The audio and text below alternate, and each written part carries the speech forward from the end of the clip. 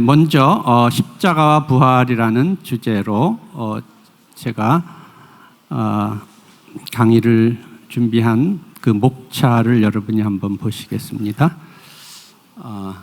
1부가 십자가고 2부가 부활입니다. 십자가는 예수님의 순환과 죽음에 대한 신약성서의 보도, 그리고 예수님의 십자가 죽음에 대한 신약성서의 이해, 그리고 기독교의 십자가 신학, 그리고 십자가에 대한 통전적 이해와 십자가 신학, 하나님 나라 복음과 십자가 대속 복음, 이런 순서로 진행이 되겠습니다. 그리고 부활은 예수님의 부활에 대한 신약성서의 증언, 예수님의 부활의 현실성에 대한 교회와 신학자들의 이해, 예수님의 부활의 세 가지 차원의 의미, 그리고 그리스도인의 죽음과 부활, 십자가의 스캔들과 어리석음, 그리고 부활, 이런 순서로 구성이 되겠습니다. 먼저 십자가에 대해서 말씀을 드립니다.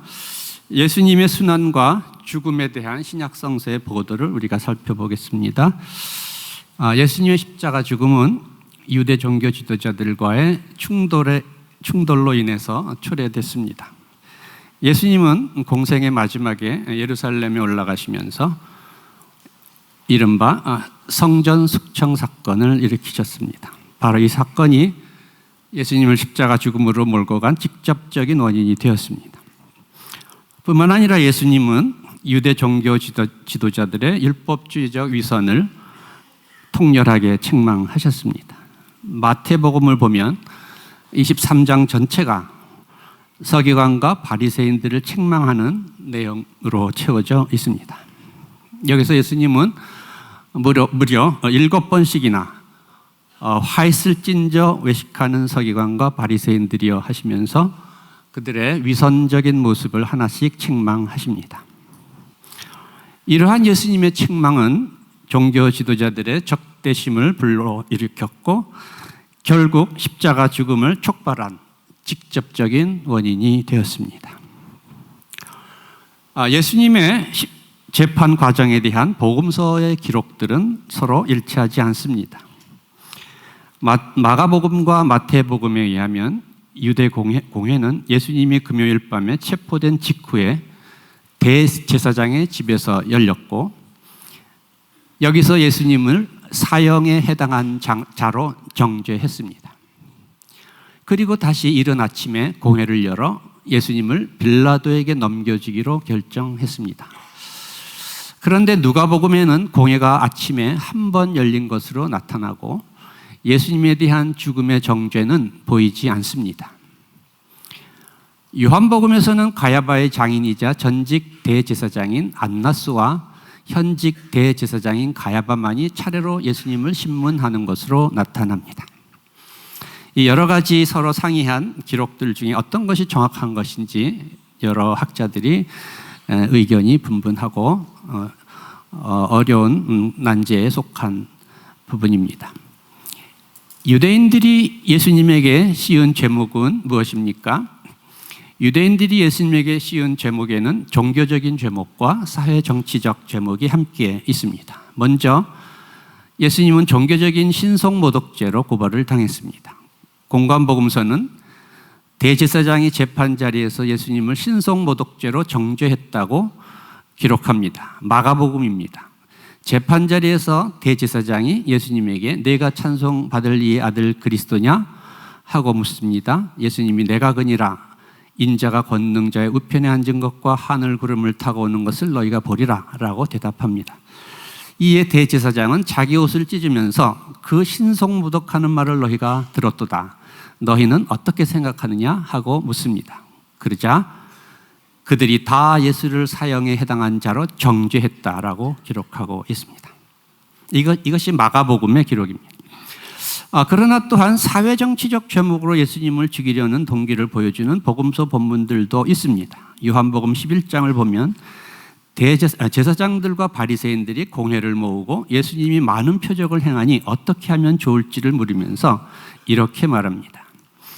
만일 그를 이대로 두면 모든 사람이 그를 믿을 것이요 그리고 로마인들이 와서 우리 땅과 민족을 빼앗아 가리라. 그러자 대제사장인 가야바가 이렇게 말합니다. 한 사람이 백성을 위하여 죽어 온 민족이 망하지 않게 되는 것이 너희에게 유익한 줄을 생각지 아니하는도다. 이 본문에 따르면 유대 종교 지도자들은 예수님에 의해 초래된 사회 정치적 혼란으로 인해서 로마가 유대를 무력으로 진압함으로써 유대 민족이 망하는 것을 방지하기 위해서는 예수님이 죽어야 한다라고 믿었다는 것입니다. 이와 비슷하게 누가복음에는 유대인들이 예수님을 빌라도에게 고발한 세 가지 죄목이 나옵니다. 첫째, 백성을 미혹하고 사회적 혼란을 초래했다. 둘째, 황제 곧 로마 정부에 세금 바치는 것을 금했다. 셋째, 자칭왕 그리스도라고 주장했다는 것입니다. 이 세 가지는 모두 사회 정치적 죄목입니다. 예수님은 대제사장 앞에서 종교적인 죄목, 즉 신성모독으로 정죄를 받은 후에 다시 로마 총독 빌라도 앞으로 끌려가서 사회 정치적 죄목으로 재판받았습니다. 결국 예수님은 빌라도에 의해서 로마 제국에 저항하는 정치적 반역자라는 죄목으로 십자가형을 선고받고 처형당했습니다. 그러나 사실 빌라도는 예수님이 로마 제국에 대한 정치적 반역자가 아닌 것을 알고 있었습니다. 그래서 그는 유대인들에게 바라바와 예수님 둘 중 누구를 놓아주기를 원하냐라고 물음으로써 예수님을 놓아주고자 했습니다. 그러나 유대인들은 그가 예상했던 것과는 달리 바라바를 놓아주기를 요구했습니다. 그러므로 예수님이 정치적 죄목으로 비록 죽임을 당했지만 그 배후에는 유대인들의 종교적인 이유가 숨어 있다라고 말할 수 있겠습니다. 두 번째, 예수님의 십자가 죽음에 대한 신약성서의 이해에 대해서 말씀드리겠습니다. 예수님의 제자들은 예수님이 다윗과 같은 왕적 메시아로서 이제 예루살렘에 올라가 왕이 되어 이스라엘을 로마의 지배로부터 해방하고 이 땅에 하나님의 통치가 실현되는 하나님 나라를 가져올 것으로 기대했었습니다. 그러나 그들은 예수님이 힘없이 붙잡혀 십자가에 죽임을 당하자 두려움과 절망감에 사로잡혀 뿔뿔이 흩어져 도망갔습니다. 그러나 그들은 부활하신 주님의 현현 체험 사건 이후에 예수님의 죽음의 의미를 새롭게 생각하고 깨닫게 되었습니다. 후기 유대교 안에는 의인의 고난 사상이 이미 발전되어 있었습니다. 이 사상에 따르면 의인의 고난은 이스라엘의 선을 이루어냅니다. 예수님의 죽음에 대한 초기 그리스도인들의 구원론적 이해는 이 의인의 고난 사상과 순교자 신학의 틀 안에서 이해가 가능합니다. 복음서에서의 발전적 변화가 있다면 그것은 예수님이 갈릴리 사역의 마지막 시기에 불가피하게 예루살렘에서의 고난과 십자가의 길을 선택하지 않을 수 없었던 것이 아니라 처음부터 예루살렘에서 죽기 위해 세상에 왔다는 점을 강조한 데 있습니다. 즉 십자가는 단지 우연적 사건이 아니라 필연적 사건이라는 것입니다. 복음서 저자들은 예수님의 십자가 죽음이 상황의 변화에 따른 불가피한 선택이 아니라 하나님의 구속사적 섭리 안에서 처음부터 예정된 운명이라고 선포합니다. 예수님은 십자가의 죽임을 당했음에도 불구하고 우리를 구원하신 것이 아니라 십자가의 죽임을 당했기 때문에 우리를 구원하신 것이라는 것입니다. 바울 서신을 중심으로 한 신약성서 본문은 십자가의 의미에 대한 대략 4가지 유형의 이해를 보여줍니다. 첫 번째 유형은 구약성서 이사야 53장의 대리적 징벌 개념에 근거합니다. 여기서는 야훼의 종이 하나님의 뜻을 이루기 위해 고난을 당합니다. 초기 교회의 그리스도인들은 이 사상에 근거해서 예수님의 죽음의 의미를 재해석했습니다. 예수님이 우리를 위해 대신 고난받았다라고 이해했습니다. 십자가는 우리의 죄 용서와 구원을 위한 대리징벌, 즉 대속적 죽음을 의미합니다. 이 대리적 징벌의 관점은 다음과 같은 베드로전서에 잘 나타납니다. 친히 나무에 달려 그 몸으로 우리 죄를 담당하셨으니 이는 우리로 죄에 대하여 죽고 의에 대하여 살게 하려 하심이라. 저가 채찍에 맞음으로 너희는 나음을 얻었다. 이 마지막 구절은 이사야에 있는 본문입니다. 예수님의 죽음에 대한 신약성서 저자들의 이해의 두 번째 유형은 유대교의 희생제사의 관점입니다. 유대교에서 희생제사는 제사장이 인간들의 죄를 대신해서 속죄 제물을 바침으로 죄를 용서하고 하나님과 다시 화해시키기 위한 목적으로 시행되었습니다. 이러한 관점에서 예수님의 죽음이 속죄 제물로 이해됐습니다. 바로 바울은 이러한 속죄 교리를 세운 장본인입니다. 바울은 예수님을 우리의 죄를 씻기 위한 희생 제물로, 화목 제물 또는 속죄 제물로 표현합니다. 예수를 하나님이 그의 피로써 믿음으로 말미암는 속죄 화목 제물로 세우셨다라고 로마서에서 바울은 말씀합니다.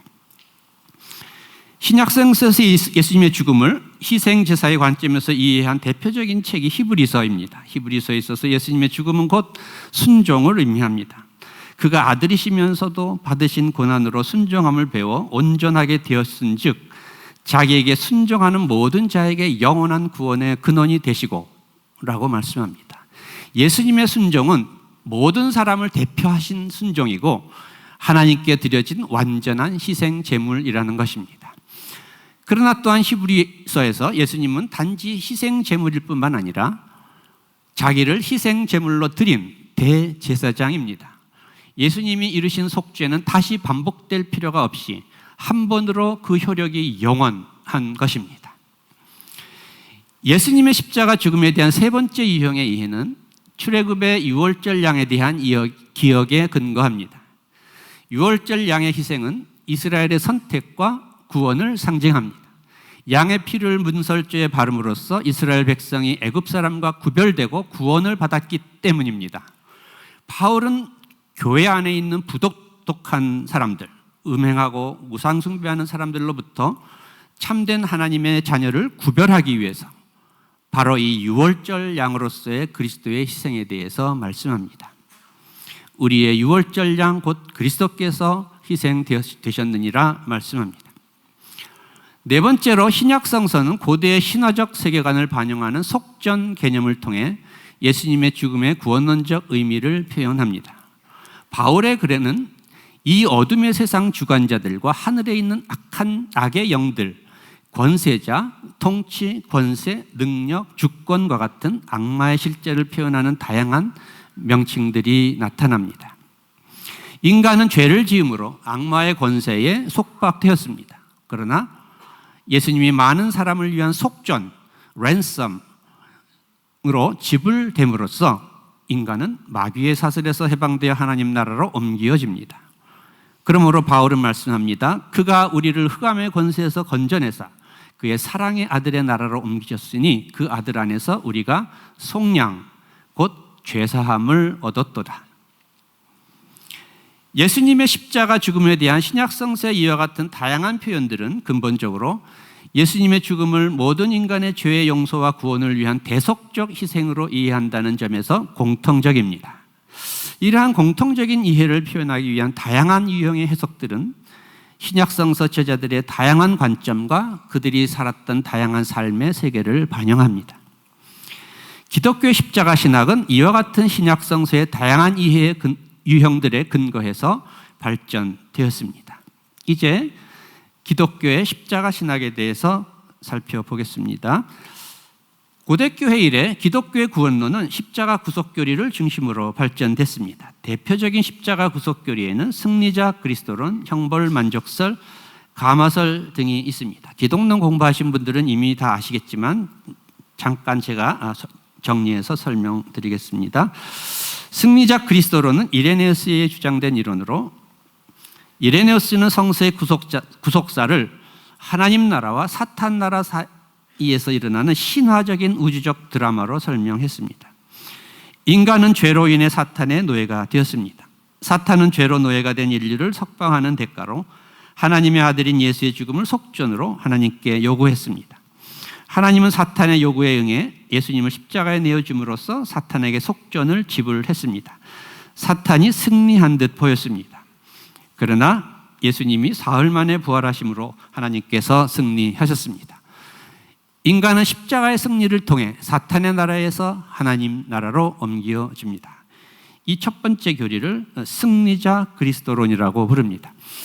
두 번째는 형벌 만족설입니다. 이것은 안셀름에 의해서 주장됐습니다. 안셀름은 승리자 그리스도론의 속전 교리를 거부했습니다. 그에 따르면 사탄 역시 하나님의 손안에 있기 때문에 하나님께서 사탄에게 속전을 지불할 필요가 없습니다. 인간은 하나님의 뜻에 불순종하고 죄를 지음으로 하나님이 세우신 영적 질서를 파괴하고 하나님의 주권과 명예를 손상했습니다.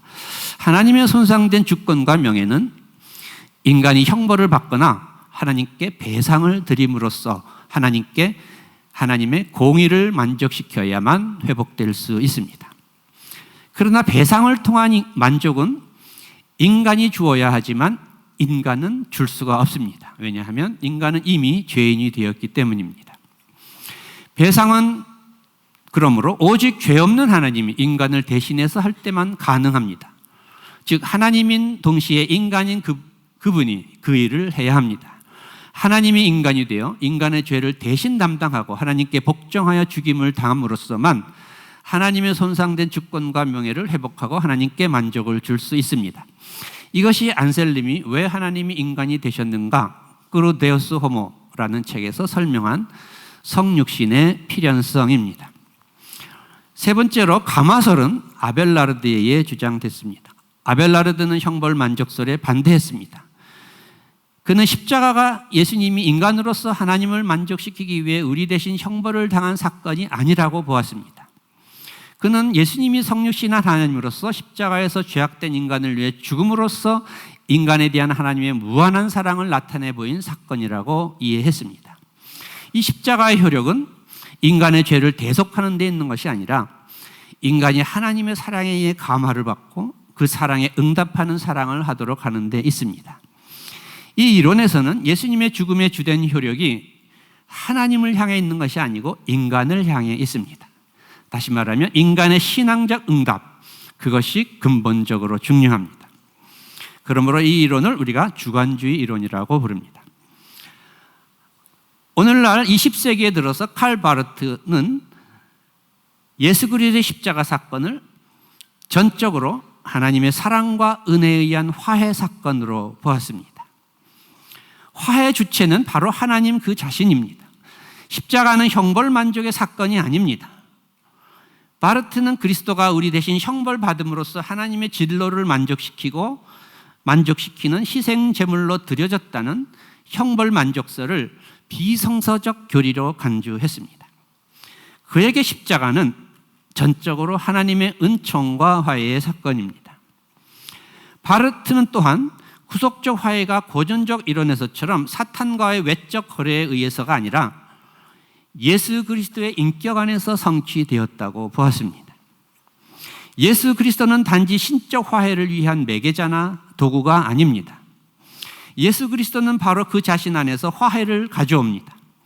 예수 그리스도는 심판하는 하나님이시며 동시에 심판당하는 유일한 인간입니다. 그리스도의 순환은 심판자가 심판을 당하는 하나님의 심판 사건입니다. 다시 말하면 심판자, the judge가 피심판자, the judged가 되었습니다. 하나님은 인간 대신 예수 그리스도를 심판하심으로써 인간을 심판하시고 이를 통해 인간을 용서하고 구원하십니다. 십자가에서 그리스도의 의와 생명이 우리에게 전가되고 우리의 죄와 죽음이 그리스도에게 전가됩니다. 이것을 즐거운 교환이라고 부릅니다. 바르트에게 있어서 예수 그리스도가 성취한 화해는 보편적입니다. 즉 예수 그리스도 안에서 모든 사람이 구원으로 예정됩니다. 바르트에게 예정론은 예수 그리스도 안에서 모든 사람이 구원으로 예정되었음을 의미합니다. 우리 모든 죄인이 받아야 할 심판을 예수 그리스도가 대신 받음으로써 우리에게는 오직 구원의 은총만이 약속됩니다. 그리고 이 약속은 모든 인간을 위한 것입니다. 위르겐 몰트만은 예수님을 십자가로 이끌었던 그분의 삶과 활동의 빛 아래에서 십자가에 달리신 그분을 이해하고자 했습니다. 예수님의 죽음은 삶과의 연속성 안에서 그 자신의 활동의 결과로 이해되어야 하고 그 삶이 유발한 주변 세계와의 갈등의 맥락에서 이해되어야 합니다. 그러나 십자가의 형벌을 초래한 예수님의 역사는 무엇보다도 신학적 역사입니다. 몰트만은 예수님의 죽음을 유대 율법과의 관계에서의 종교적 요인, 로마 당국과의 관계에서의 정치적 요인, 그리고 하나님과의 관계에서의 신학적 요인의 관점에서 이해합니다. 그리고 무엇보다 궁극적으로 몰트만은 십자가를 삼위일체적 사건으로 규정합니다. 삼위일체의 내용적 원리는 그리스도의 십자가입니다. 십자가의 인식의 형식적 원리는 삼위일체론입니다. 십자가는 아버지와 아들 사이에 일어난 사건입니다. 예수님은 궁극적으로 하나님 아버지 때문에 죽었습니다. 그가 당한 가장 큰 고통은 하나님으로부터 버림받은 것이었습니다. 아들은 아버지에 의해 버림받음 안에서 죽음의 고통을 당합니다. 그리고 아버지는 아들에 대한 사랑으로 아들의 죽음의 고통을 당합니다. 그리고 성령은 아버지와 아들의 죽음의 고통을 연결하면서 함께 고통을 당합니다. 이와 같은 십자가 신학은 하나님이 오늘날 고난당하는 인간의 모든 피조물 속에 함께 고통당하면서 동참하시는 분임을 증언합니다. 그러므로 예수님의 십자가는 단지 그 자신의 죽음만이 아니라 세상의 모든 고통에 대한 하나님의 동일화, 아이덴티피케이션을 나타냅니다. 십자가의 메시지는 하나님이 그리스도 안에서 소외되고 가난하고 억압당하고 버림받는 사람들과 자신을 동일화시키고 그들과의 연대성 안으로 들어오셨다는 것입니다. 몰트만은 이러한 십자가 신학이 가난, 폭력, 인종차별, 오염, 그리고 절망의 악순환 안에서 해방적 실천을 산출해내는 생산적 힘이 있다고 강조합니다. 이제 네 번째로 십자가에 대한 통전적 이해와 십자가 신학에 대해서 제가 정리한 것을 소개해 드리겠습니다. 십자가에 대한 통전적 이해와 십자가 신학은 다음 5가지 관점에서 이해될 수 있겠습니다. 첫째, 예수님의 십자가는 하나님 나라를 위한 예수님의 메시아적 소명과 헌신, 섬김과 희생의 삶과의 연속성 안에서 메시아적 사역의 최종적 결과로 이해되어야 합니다. 구체적인 역사적 현실에 기초하지 않은 십자가 구속교리는 탈역사적이며 가현적인 도그마가 되기 쉽습니다.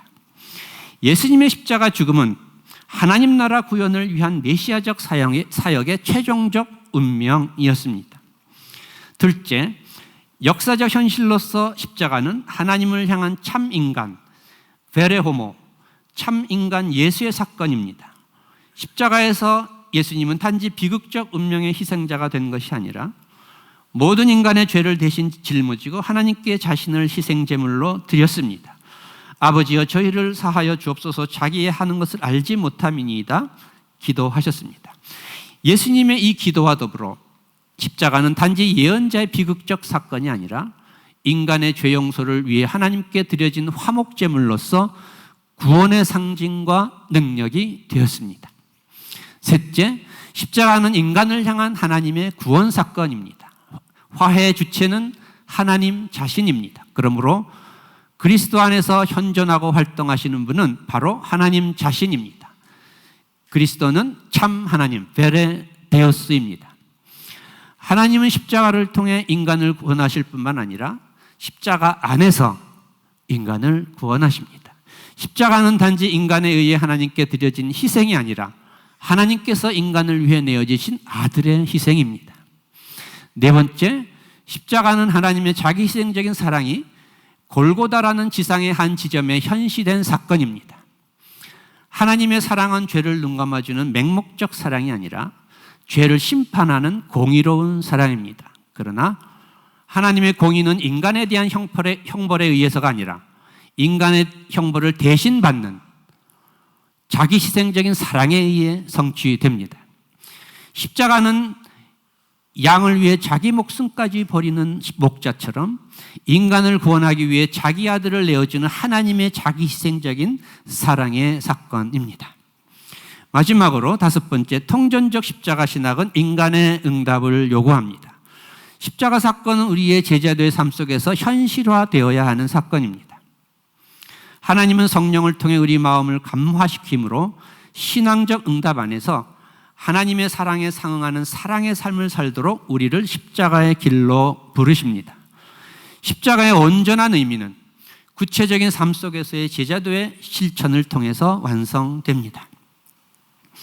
이제 다섯 번째로 하나님 나라의 복음과 십자가 대속 복음에 대해서 말씀드리겠습니다.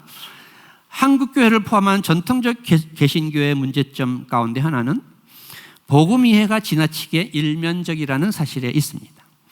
교회의 전통적 복음은 예수 그리스도께서 십자가에서 모든 인간의 죄를 대신하여 죽으심으로 인간의 죄를 용서하고 구원하셨으며 따라서 누구든지 예수 그리스도를 믿으면 죄 용서함과 구원을 받고 천국에 간다는 것입니다. 이 복음을 우리는 대속의 복음 또는 구속의 복음이라고 부릅니다. 이 대속의 복음은 개인의 구원에 집중합니다. 여기서는 행위가 아니라 믿음이 강조됩니다. 왜냐하면 구원은 행위가 아니라 오직 믿음으로서만 얻을 수 있기 때문입니다. 물론 이 대속의 복음 자체가 잘못된 것은 결코 아닙니다. 그러나 이렇게 일면적으로 선포된 복음은 포괄적이고 궁극적인 차원의 복음, 즉 예수 그리스도가 선포한 하나님 나라의 복음으로부터 괴리될 수 있습니다. 괴리될 때에 예수님의 하나님 나라 복음은 개인의 내면적 차원으로 축소되고 이 세상의 하나님의 사랑과 정의를 구현하기 위한 사회적 책임은 복음의 본질적 내용이 아닌 2차적인 윤리적 차원으로 격화됩니다. 그리고 이러한 일면적 복음 이해를 가진 교회와 그리스도인들에게 선교란 오직 대속의 복음을 전함으로써 개인의 영혼을 구원하는 행위가 됩니다. 여기서 하나님의 뜻이 이루어지는 하나님 나라를 이 세상에 구현하기 위한 사회적 실천은 선교의 본질적인 요소가 아니라 부차적인 요소가 됩니다. 따라서 복음과 사회적 실천은 분리되고 차등화됩니다. 하나님 나라 복음, 예수의 복음과 십자가 대속 복음, 예수에 관한 복음에 대해서 말씀을 드립니다. 기독교의 복음은 두 초점으로 구성됩니다. 하나는 예수의 복음이고 다른 하나는 예수에 관한 복음입니다.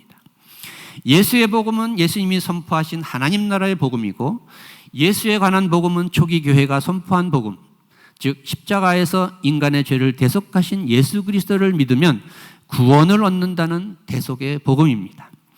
이 두 복음은 서로 배타적인 것이 아니라 온전한 복음의 전체성을 구성하는 두 요소입니다. 예수님이 선포한 복음은 이 세상에 임박하게 도래하는 종말론적 하나님 나라의 복음이었습니다.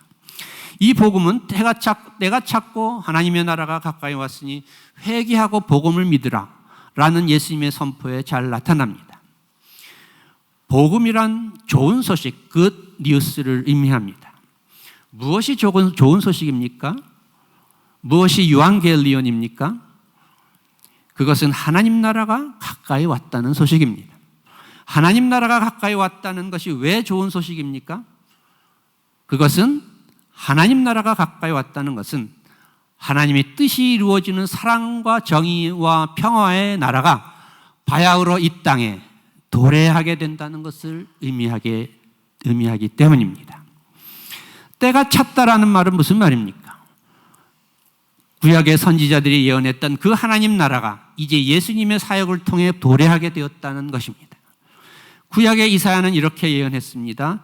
좋은 소식, 이게 유앙겔리온입니다. 좋은 소식을 전하며 평화를 공포하며 복된 좋은 소식을 가져오며 구원을 공포하며 시온을 향하여 이르기를 내 하나님이 통치하신다 하는 자의 산을 넘는 발이 어찌 그리 아름다운가.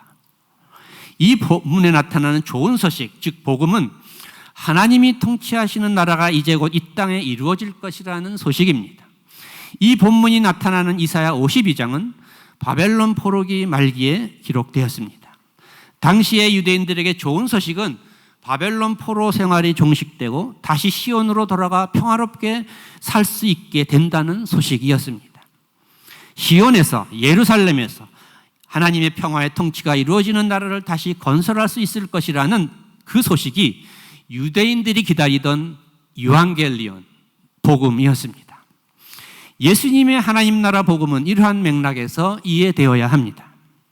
즉 예수님의 하나님 나라의 복음이란 하나님이 친히 다스리시는 평화의 나라가 때가 차서 이제 곧 도래한다는 좋은 소식을 의미합니다. 예수님의 갈릴리 사역 전체는 이 하나님 나라의 도래와 현존에 대한 확신에 의해 지배되었습니다. 내가 만일 하나님의 손을 힘입어 귀신을 쫓아낸다면 하나님 나라가 이미 너희 가운데 임하였느니라 예수님은 말씀하십니다. 예수님은 비유를 통해서 하나님 나라를 가르치셨을 뿐만 아니라 행동을 통해 하나님 나라를 친히 보여주셨습니다. 예수님은 병자들을 치유하고 귀신 들린 자를 고치심으로써 하나님 나라가 치유와 온전한 생명의 나라임을 보여주셨습니다. 예수님은 가난한 자들과 죄인들과 교제하며 그들과 식탁을 나누심으로써 하나님 나라의 구원이 사회에서 소외되고 정죄당하는 자들에게 먼저 우선적으로 주어짐을 보여주셨습니다. 예수님은 성전에서 돈 바꾸어 주는 사람들의 상을 뒤집어 엎으심으로써 하나님 나라가 세속화된 종교와 종교인들에게 대한 심판임을 보여주셨습니다. 예수님은 죄인을 용서하시고 심지어는 자신을 십자가에 못 박는 원수까지도 용서하시는 기도를 하심으로써 하나님 나라가 하나님이 무한한 사죄의 은총을 베푸시는 사랑과 긍휼의 나라임을 보여주셨습니다. 예수님의 하나님 나라는 이 세상의 질서의 역전을 의미했습니다. 예수님의 십자가 죽음은 이 하나님 나라를 위한 예수님의 헌신의 최종적 결과였습니다. 다른 한편 초기 교회가 선포한 예수에 관한 복음의 핵심 내용은 예수 그리스도의 십자가 대속을 통한 죄 용서와 의롭게 됨, 즉 구원의 복음입니다. 이 복음은 바로 대속의 복음입니다. 예수님의 하나님 나라의 복음으로부터 초기 교회의 십자가 대속의 복음으로의 전환은 부활 경험 이후에 일어났습니다. 사도들은 부활 경험 이후에 예수님의 십자가 죽음을 새롭게 해석했습니다. 그들은 예수님의 죽음을 예수님이 선포한 하나님 나라의 복음의 절정이요 완성으로 이해했습니다. 다시 말하면 그들은 예수님의 십자가 죽음에 의해 예수님이 선포했던 그 하나님 나라가 도래하고 예수님이 약속했던 하나님 나라의 구원이 이미 성취되었다고 믿었습니다. 그러므로 부활 이후에 사도들이 선포한 복음, 케리그마는 예수님의 죽음에 초점이 맞추어집니다. 사도들은 이사야 53장의 야훼종의 대리적 고난 사상을 예수님에게 적용했습니다. 그리고 아까 말씀드린 대로 예수의 십자가를 우리 죄를 대속하기 위한 대리적 고난으로 이해했습니다. 특히 사도 바울은 예수님의 십자가 죽음에 대한 대속의 복음, 즉 죄 용서와 의롭게 됨의 복음을 발전시켰습니다. 그리하여 이제 예수님의 십자가 죽음 자체가 복음이 되었습니다. 전통적인 교회의 대속의 복음의 문제점은 무엇입니까? 전통적인 교회의 대속의 복음의 문제점은 다음 몇 가지로 요약될 수 있겠습니다. 첫째, 이 복음에서는 예수님의 사역과 죽음이 구약 선지자들이 예언한 하나님 나라와의 관계 속에서 이해되고 있지 않습니다. 예수님은 공생애를 시작하시면서 이사야서 61장의 글을 인용하시면서 하나님 나라를 위한 자신의 메시아적 사역의 목적을 밝히셨습니다. 이사야서 61장을 갈릴리 회당에서 예수님이 읽으신 것은 예수님이 메시아 사역을 시작하시면서 자신의 메시아적 소명감, 소명의식을 밝히신 것입니다. 이것은 하나의 취임사 같은 것입니다. 그것이 이사야서 61장에 나타나는 여러분이 잘 아는 그 구절입니다. 그러나 전통적인 대속의 복음은 이와 같은 하나님 나라에 대한 예수님의 메시아적 비전과 관계없이 선포됩니다. 두 번째, 전통적인 대속의 복음에서는 예수님의 공생애 기간의 하나님 나라의 운동이 아무런 구원론적 의미를 갖지 못합니다. 오직 십자가 대속만이 구원을 가져다 줍니다. 십자가 사건에 전적으로 의존하는 대속의 복음은 하나님 나라를 위한 예수님의 갈릴리 사역을 별 의미가 없거나 부차적으로 만들고 십자가 사건을 탈역사화시키고 마술화시킵니다. 세 번째로 십자가에 집중되는 대속의 복음은 구원을 개인의 내적 차원으로 환원시킴으로써 개인의 내적 믿음과 이 세상에서의 실천적 삶을 분리합니다. 이 복음에서 사회적 실천은 구원과 아무런 관계가 없게 됩니다. 여기서 교회의 선교적 과제는 사람들에게 대속의 복음을 전해 개인의 영혼을 구원하는 것이 되고, 이 세상에서 하나님의 통치를 실현하기 위한 노력은 구원과는 아무런 관계가 없는 부차적이고 윤리적인 과제가 될 뿐입니다. 이 대속의 복음은 이 세상의 역사를 변화시키고 도래하는 종말론적 미래의 하나님 나라에 대한 비전을 결여합니다. 이와 같은 십자가 대속의 문제점을 지적하는 목적은 이 복음이 예수님이 선포하신 하나님 나라의 복음이라는 포괄적이고 궁극적인 지평 안에서 올바로 이해됨으로써 온전한 복음의 전망을 수립하기 위한 것입니다. 그러면 온전한 복음은 어떤 것인지 제가 정리해서 말씀드리겠습니다. 예수님이 선포하신 하나님 나라의 복음과 예수님을 주로 선포하는 교회의 복음 사이에는 쉽게 동일시할 수 없는 긴장이 존재합니다. 그럼에도 불구하고 포스트 불트만 학자들의 견해대로 그 둘 사이에는 본질적 연속성, essential continuity가 있습니다.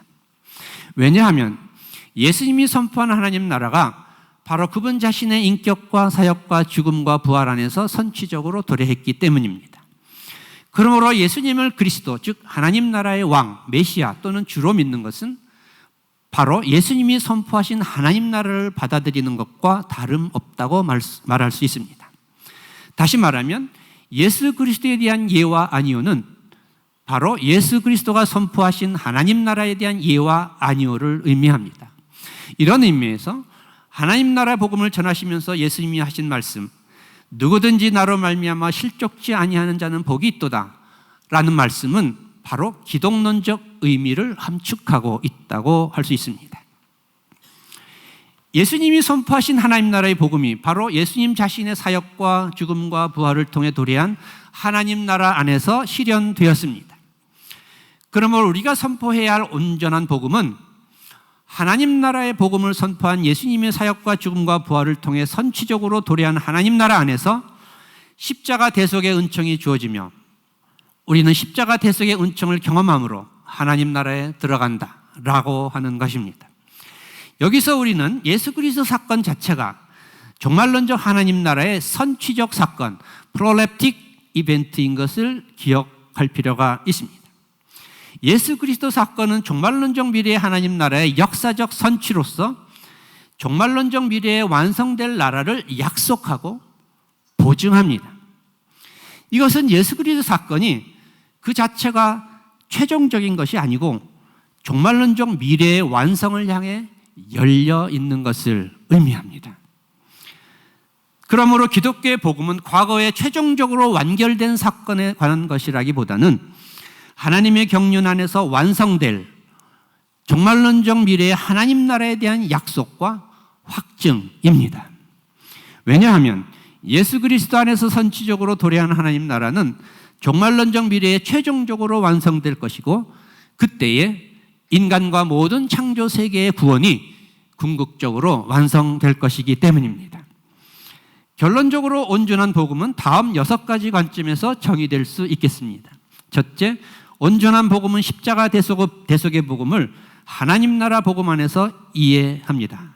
둘째, 온전한 복음은 구약 선지자들의 예언의 배경 안에서 예수님의 하나님 나라 복음을 이해합니다. 셋째, 온전한 복음은 갈릴리에서 예루살렘에 이르는 예수님의 하나님 나라 사역의 연속선 안에서 예수님의 십자가의 죽음과 부활을 이해합니다. 넷째, 온전한 복음은 십자가 대속을 예수 그리스도 안에서 선취적으로 도래한 하나님 나라 안에서 주어지는 구원의 선물로 받아들임과 동시에 십자가와 부활 안에서 종말론적 미래에 완성될 하나님 나라에 대한 약속과 보증을 발견합니다. 다섯 번째, 온전한 복음은 이 세상의 역사를 변혁시키며 도래하는 종말론적 하나님 나라에 대한 비전 안에서 이 땅에 하나님의 통치를 구현하기 위한 변혁적 실천의 삶, 특히 가난한 자를 위한 섬김의 중요성을 강조합니다. 즉 온전한 복음은 선행하는 하나님의 은혜와 이에 대한 인간의 믿음의 순종으로 구성됩니다.